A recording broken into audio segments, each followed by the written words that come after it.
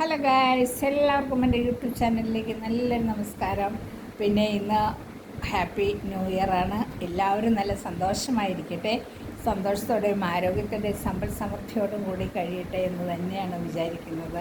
അതുപോലെ തന്നെ ഈ വർഷവും നമുക്ക് ഓണം, വിഷു, തിരുവാതിര ഇങ്ങനെയുള്ള ഓരോ അവസരങ്ങളും വരുന്നുകൊണ്ടേയിരിക്കുന്നു.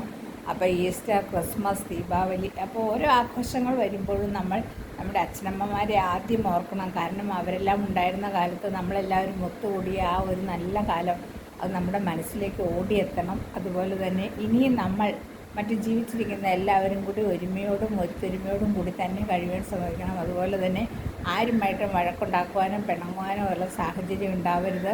എല്ലാ പിണക്കങ്ങളും ഇണക്കങ്ങളും എല്ലാം മാറ്റി നല്ലൊരു ജീവിതം കെട്ടിപ്പടുക്കണം.